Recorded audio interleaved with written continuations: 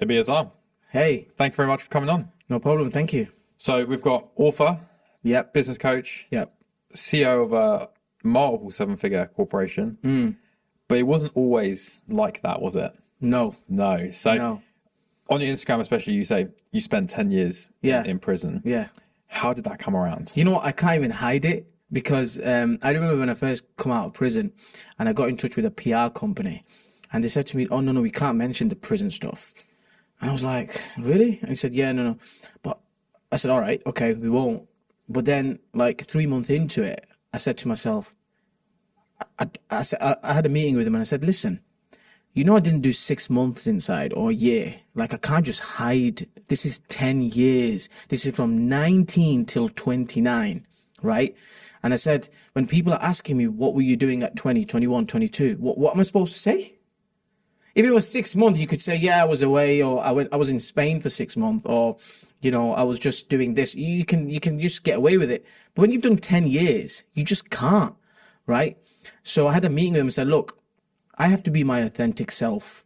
Like, that's who I was. That was my past. I'm putting it out there because I feel like it done a lot of good for me. So why not share my journey? And he said, anyway, so yeah, that was that with a PR company. But how it all started was, listen, I got onto the streets. I just got involved in the wrong crowd. And I had no role models. And the role models were people on the streets who were making money. You know what? It ultimately does come back to money, right? And just influence. And I thought, well, this is cool. This is what I want to do. And I just got into trouble. One thing led to another. And then I ended up in prison. Yeah. For people that don't sort of realize how mental 10 years is, Yeah. that's like saying you never went to school like that long. Yeah. That's Mate, crazy. it's a long time. And I don't just for the, for clarity, I done 2 back-to-back sentences. Okay. So my first sentence was 8 years. My second one was 9 years. The gap between them were 3 months. So I was out for 3 months. I didn't learn my lesson clearly. And then, yeah, I was just back inside. But yeah, listen, it was from 19 till 29. It taught me so much.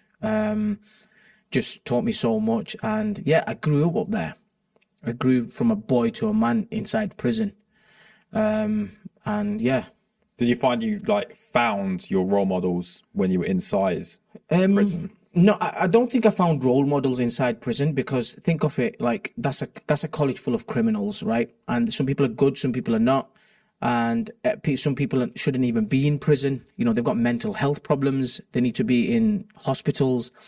So I wouldn't say there was role models in there, but what that did for me was it got me into workouts, training and fitness, which then elevated my mind and I wanted to do good stuff, and which directed me to my faith and directed me to reading books.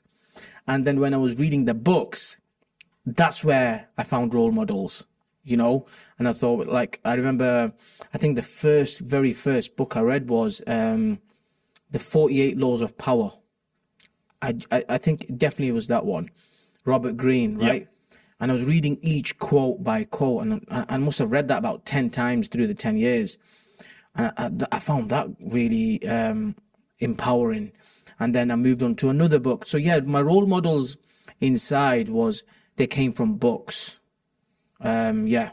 So how does it work inside in terms of like, getting hold of books, material to read? Do they have like a big library or anything like that? Yeah, so they have a library where you can go once a week or twice a week and you can basically order some books to borrow to then bring back, just like you do probably out here. However, they're not sometimes up-to-date books. So what I used to do is I used to ring my family out there and be like, well, can you buy me this book and send me that? Or when it was my birthday or something, I'll say, look, get me these books. So I was getting majority of my books from outside. I got some from inside as well. But the latest ones, like if I wanted them quick, I just tell them to send it me from outside, just, as a post.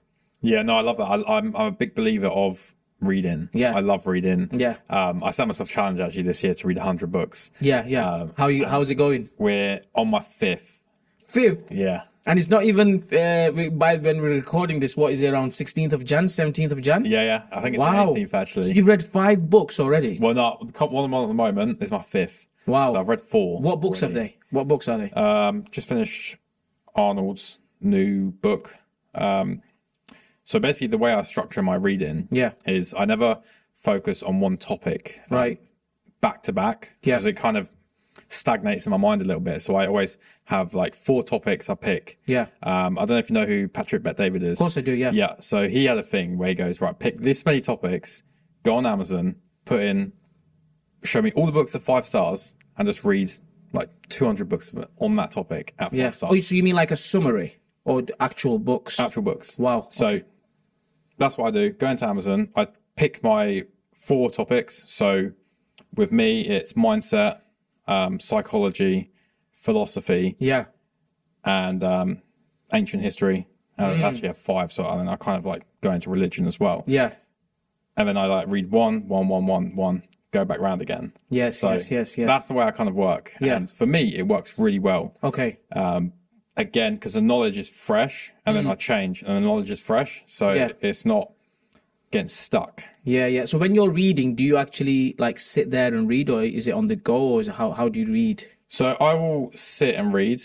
Normally, I'm a big fan of books. Yeah. Like, instead of like a Kindle or like an audio book. Yeah. Because I like to highlight things in books. Nice, And then, like, write nice. it down and then come back to it. And like, I can't remember the page, but I remember there's a big pink highlight there. Yeah. So that's why I love books in that aspect. So That's great. That's what you should do. Yeah. Nice. So I'll go through, I'll read, I'll highlight, and then if it's something important, I'll highlight it, come back to it, or write it down in like a big notebook. Yeah. So I can just flick through the important bits of the book. Yeah. But it'll vary. So like on the way up here on the train, I'll read.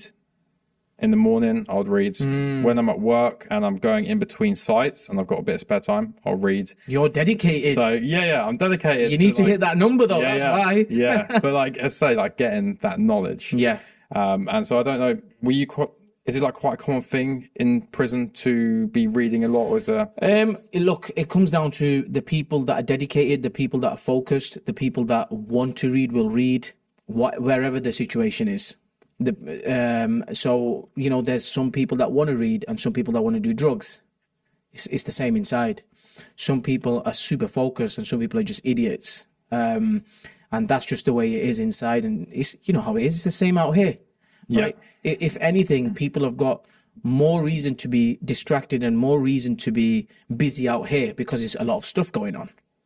However, and you've still found time to read books, even though you've got business, you've got podcasts, you've got, you're a busy guy. It's the same with inside.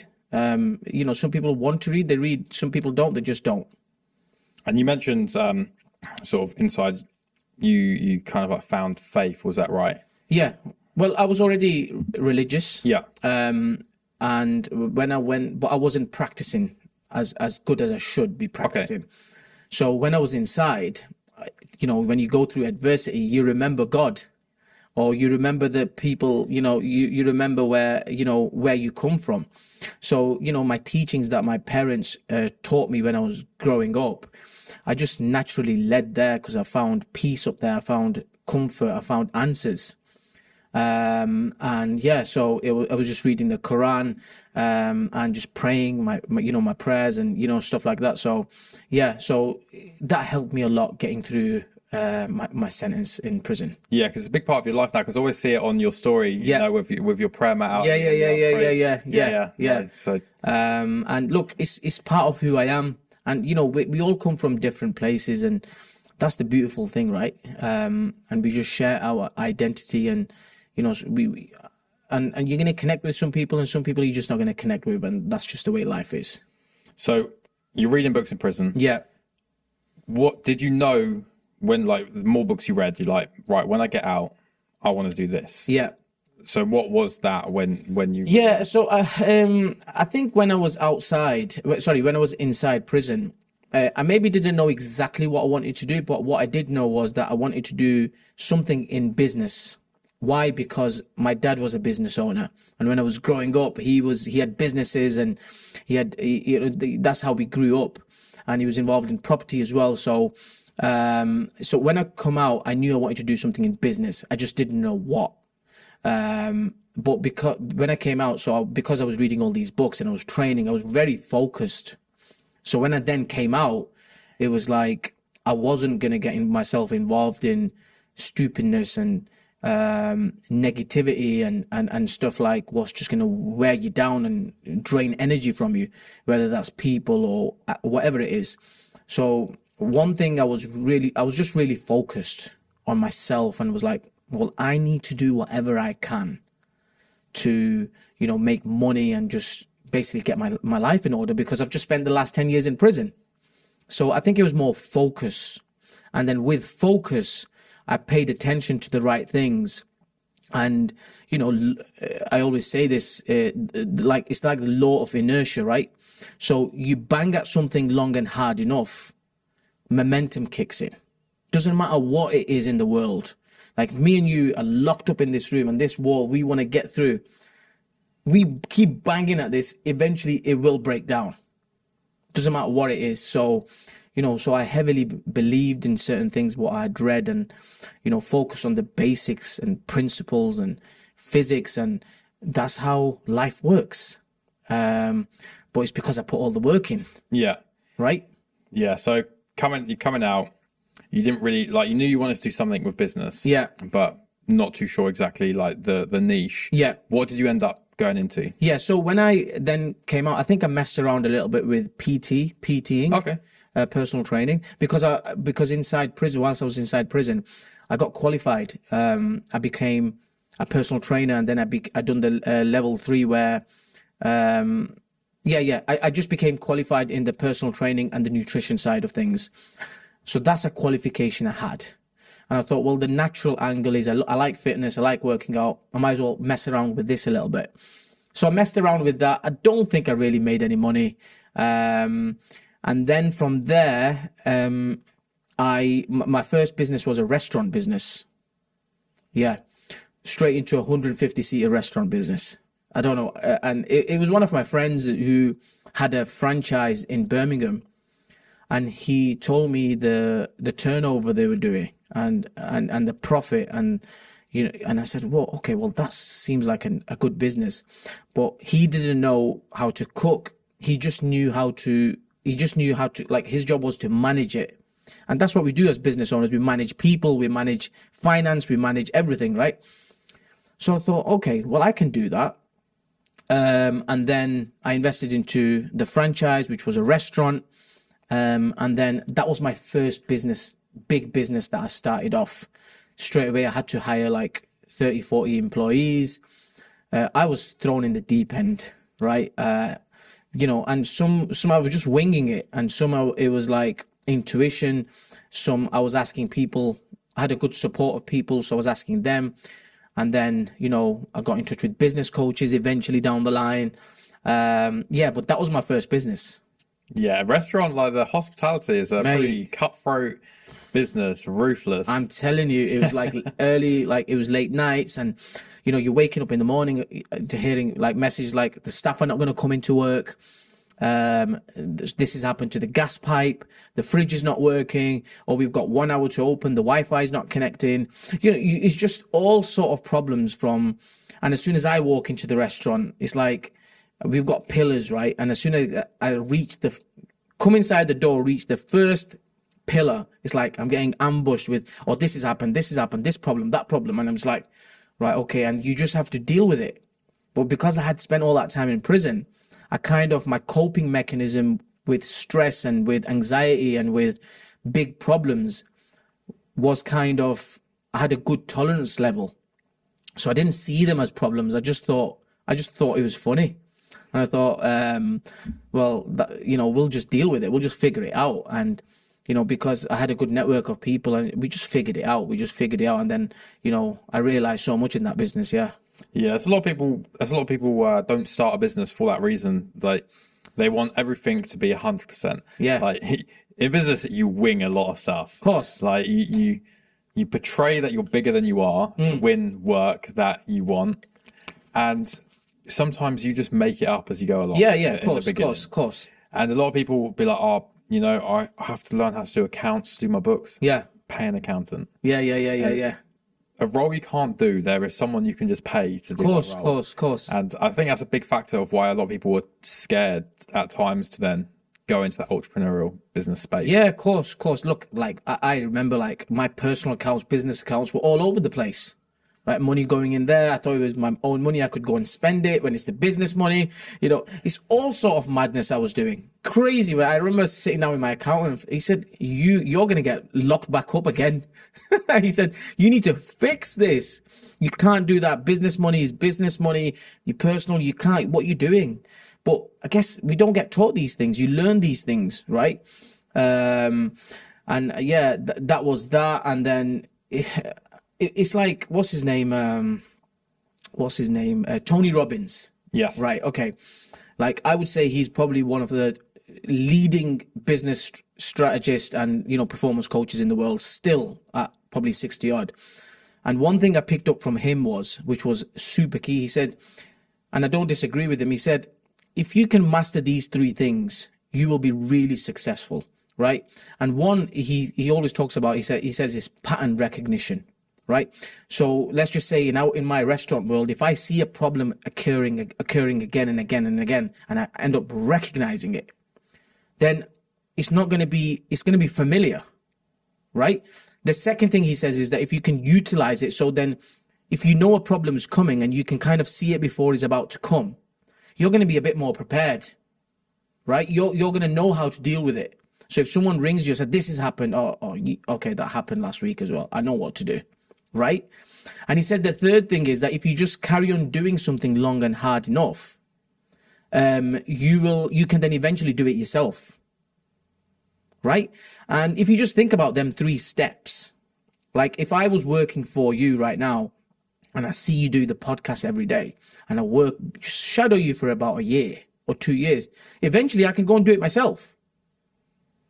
Yeah. So it's these things, like when I read these things, and good job I had read all them books beforehand, that when I was facing these issues and these problems, you just remember something and you think, yeah, that works with that.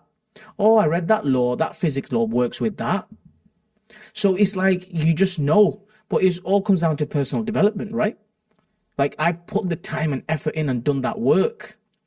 Where most people out here, when they face a problem or face a situation, they don't know what to do because they've not put the work in.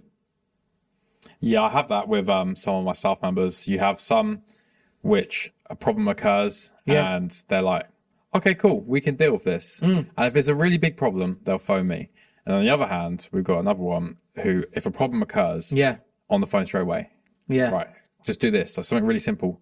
But you have to phone me to get the answer, which you already knew. Yeah. So it's two very different, versions of people. Yeah. So when something happens in my business now, and I'm like, right, this happened. This is what we learned. Right. Team leaders. Yeah. This happens again. This is what you do. Yeah. And you just pass on the knowledge you've just learned to the members of the team, and then they pass it on to the other members of the team under. Of course. Well, this is the thing, right? So I've recently, not recently, but I found that when you're dealing with just a staff member who's just there to do a job, for me, it's a lot easier. Go and do this. Go and do your job. This is what you need to do. Go and do that first, second, third, done. Because it's an employee mindset, that's all they're going to go and do. When you're dealing with a manager, you've employed someone as a manager or as a COO who is his role is to kind of think on your behalf a little bit. They're the biggest people. They're the people that I found with the biggest problems, because now you're managing a manager who you kind of expect him to do the thing right, or expect him to be half of you, or even 30% of you. And then when they don't go and carry out that's really frustrating for me. Honestly, I feel like smacking them. Honestly, the managers and the COOs and, the CTOs and these people who are in C-suite level, they really annoy me. Especially if, when they don't do what they're supposed to do. Like you can't blame someone who's just there to do a job, because clean the table or whatever. They're going to do that. But managers, and this is where this is where I like Mr. Beast, right? Mr. Beast model. I really like it. And like at the minute, I'm looking for a marketing director, right, for one of my companies. And my hiring process for him or her is, you're going to live with me for 6 months. I don't care what you do. Leave everything. You're going to come and live with me for 6 months. And you're going to eventually, I'm going to influence you. I'm going to eventually nurture you. You're going to end up doing what I'm doing. And if you just spend 6 months with me every single day, you are going to end up eventually being a bit like me.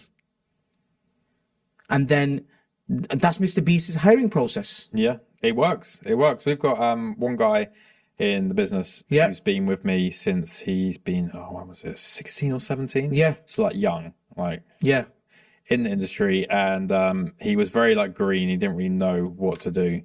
He's been with me over 5 years now. Yeah. And for a lot of that time, it was every single day with me. Yeah. Now he's at a point where he could potentially be getting promoted to a team leader. Yeah. Far earlier than if someone else was to come in with experience. Yeah. So again, that's because he's been shadowing me. He knows how I run. Yep. He knows how I behave in certain situations. Yep. And if I take a step back, he will basically mirror me. Yep. And that's great. Yep. That's what you want in the That's company. beautiful. Yeah. If you can do that, I mean, you're on to the first thing is like, you have to make sure that the business is something you're going to be in there long term, and this is definitely your business, and this definitely you're going to be involved in. And if you know for sure that this is how you've designed this business to be for you, then you need to be doing exactly that. And because at the end of the day, if you're the founder and you're the CEO and you're the main boss, your time is really, really valuable.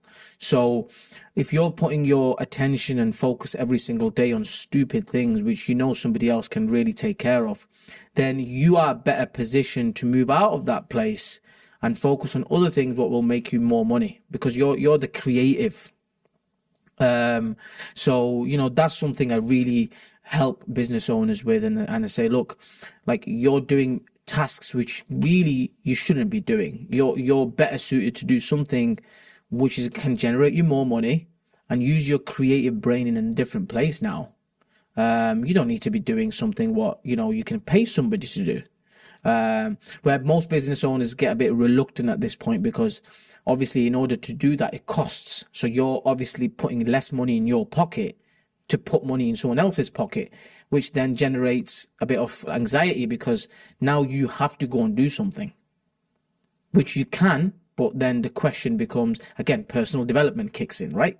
Yeah, I actually made a video on something similar to this the other day, and it was about, if you're wanting to scale, you're going to have to give up certain aspects of control. Yeah. Because if you want to control every tiny thing in your business, you just stay small, because you can do that. If you want to grow and scale, you have to. You have to lay off the tasks to somebody else. And, I've been really good at that now since my first restaurant. And then obviously I sold it eventually, but every other business that I've been involved in, I kind of pay somebody else to deal with all the stress and headache. And I'm just kind of in the very back dealing with, other things, which, I'm just kind of, my job role is kind of encouraging the C-suite managers and the C-suite people to be like, come on, you can do this, and maybe helping them out in different areas, which is nothing to do with work, and making sure they're improving as people. Because if they're improving as people, then I know they're going to turn up at work with the best 100% self. Because if someone, let's say your CTO is dealing with, a personal relationship problem, people don't know they take that into work. So if you can be like the person who they can come to as a mentor or as a coach or someone who encourages them, then, they're going to turn up at that work, better. So yeah, that's what I'm doing these days. And then at the same time, just mentoring people. So different people. So yeah. Yeah. So you had your restaurant, which you sold. Yeah.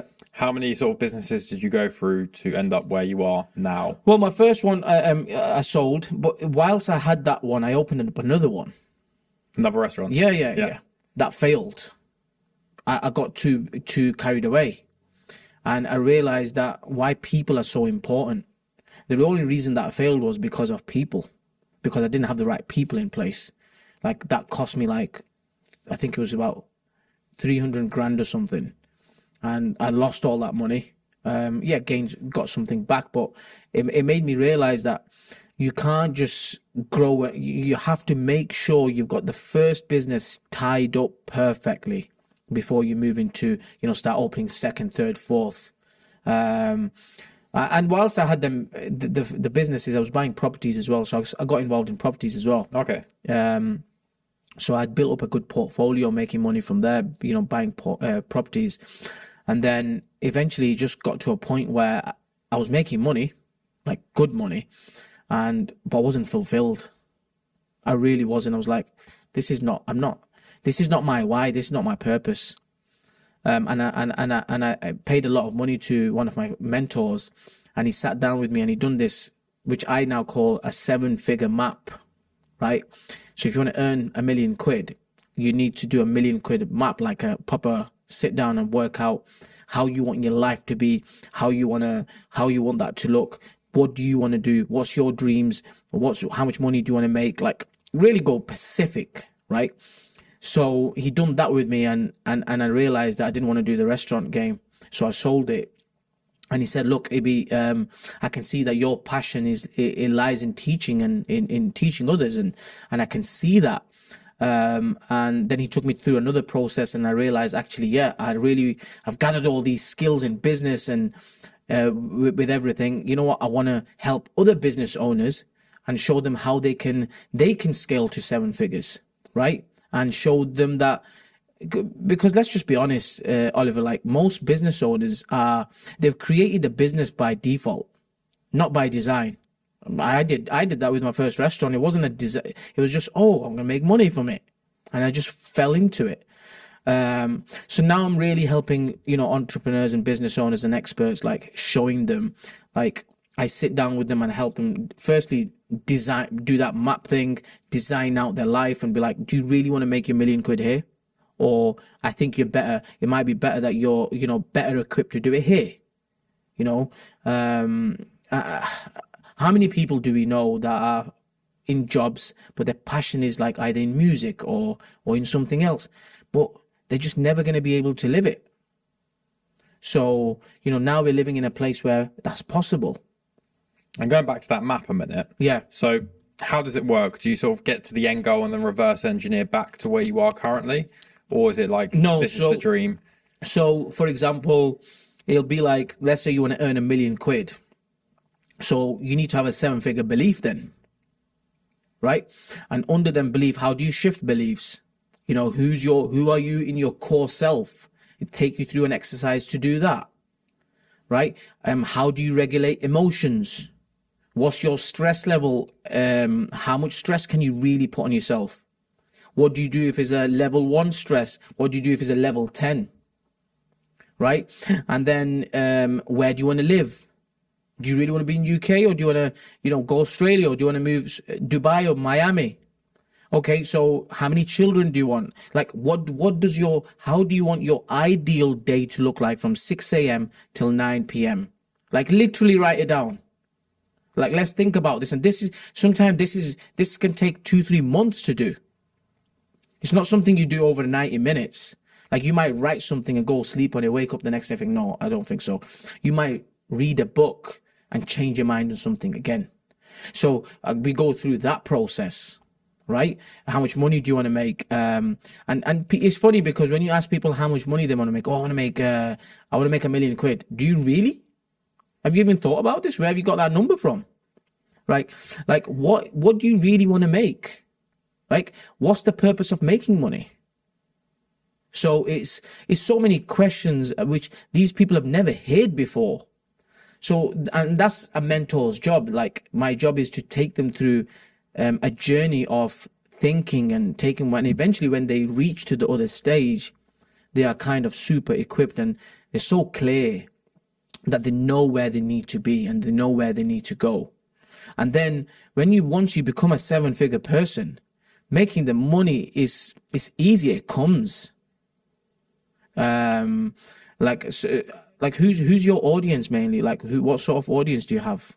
Like young entrepreneurs. That's who I kind of target. Yeah. Is like young business owners who are either thinking of setting up a business, or have just set up a business. Got it.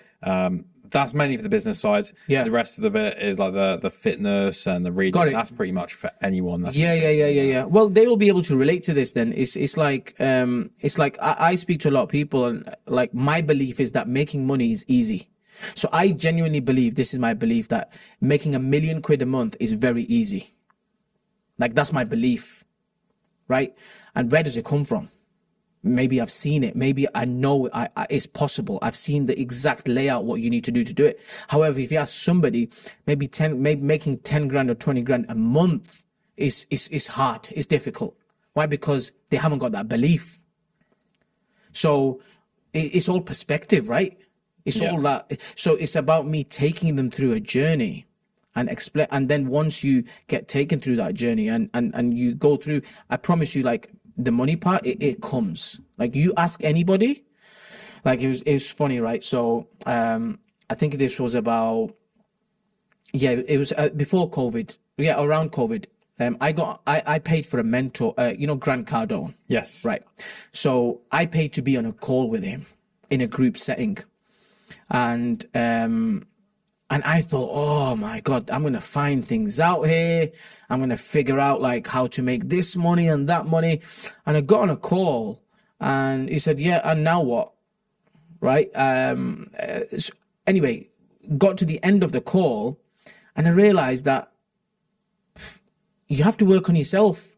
You have to become the person, right? It's not like a secret hack.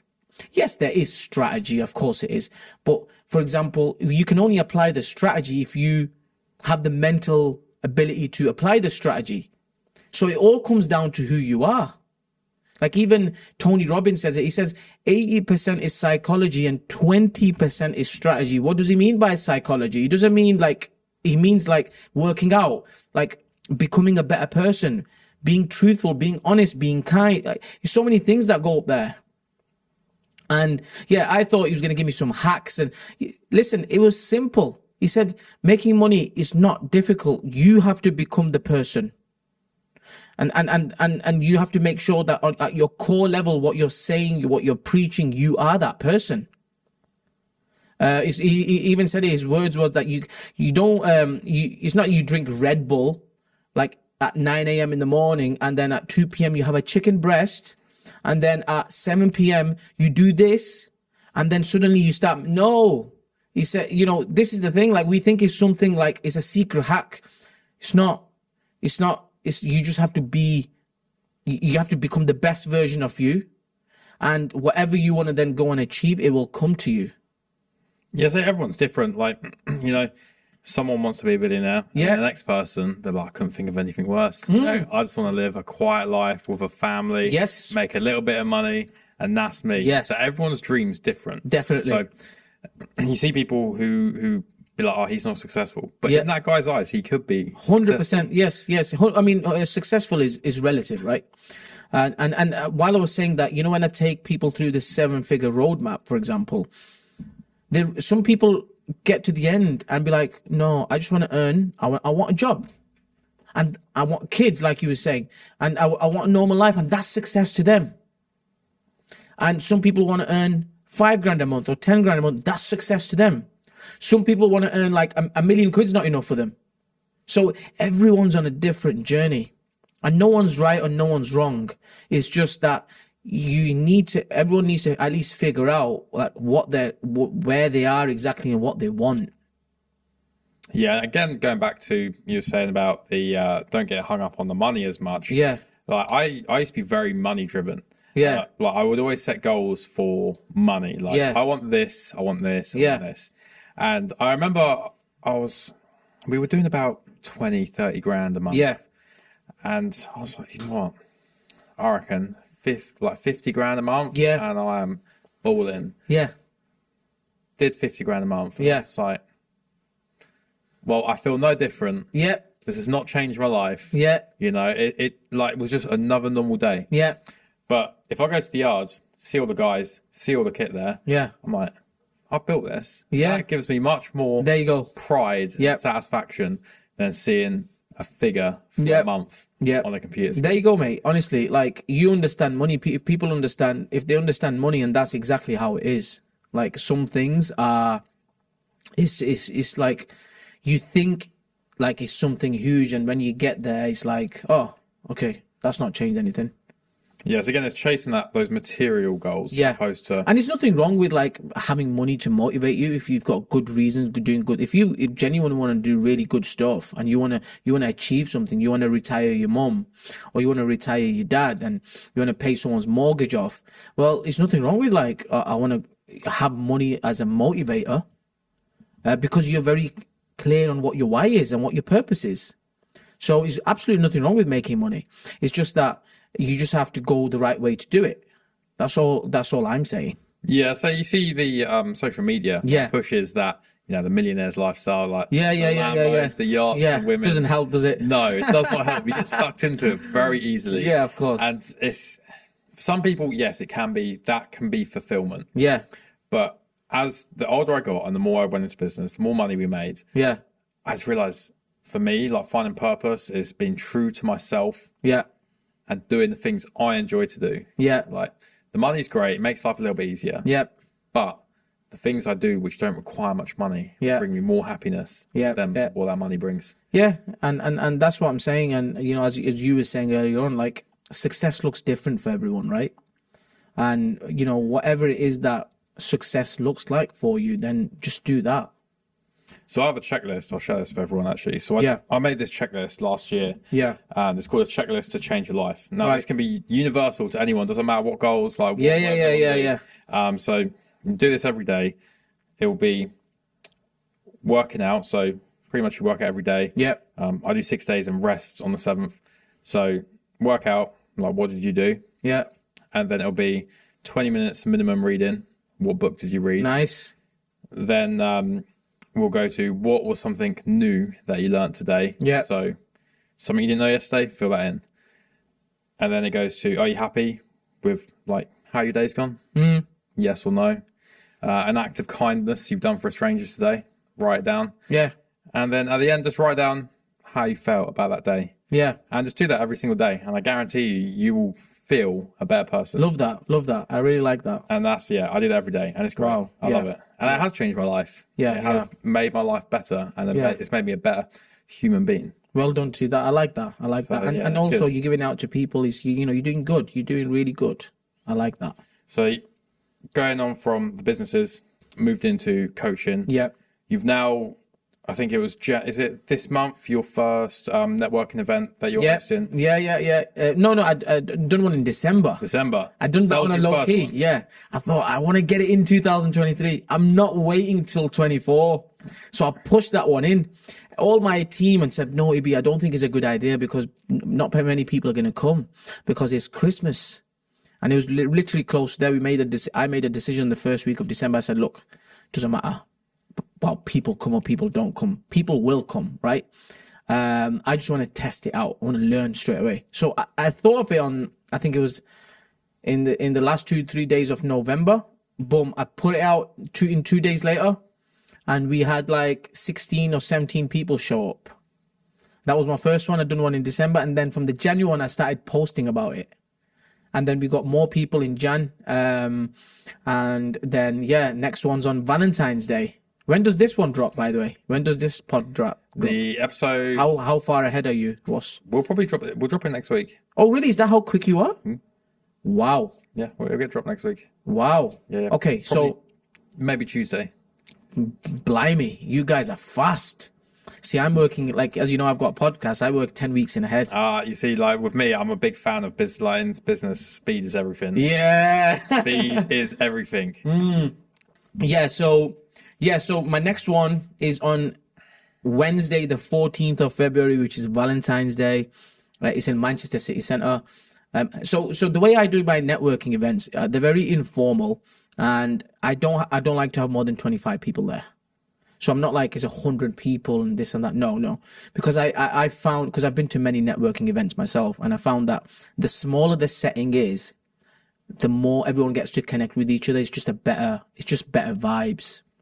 And listen, we're the only networking event in the whole UK. Probably, I've not seen anything else. Maybe if I have people can correct me, that we serve prawns, we serve nibbles. Like, tell me one other networking event that does that. So, so yeah, come down if you're, if you're watching this, and travel down. It'll be good to see you there. Yeah. So, what's the demographic for the networking event? You know what?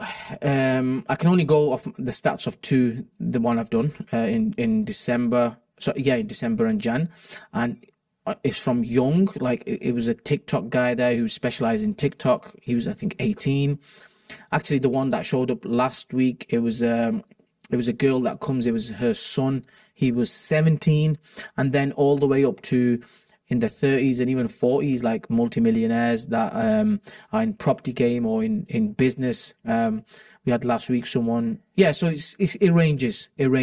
But I'm doing it at a 5-star location in Manchester. It's top end. So I went to, I don't know if you heard of EMC. What's that? It's like a big networking event. It's like 3 days long. Where is it? In Brighton. Okay. And so they have speakers for the 3 days. Well, okay. Back-to-back speakers. Yeah. And this is where my friend and my business coach spoke as well. And right. Speakers like Rob Moore, stuff like that. Yeah. Who go down. And that was like big. Yeah. It's called EMC. It's like Entrepreneurship Marketing Conference. Yeah. And it was so big that you didn't connect really with anyone. Yeah.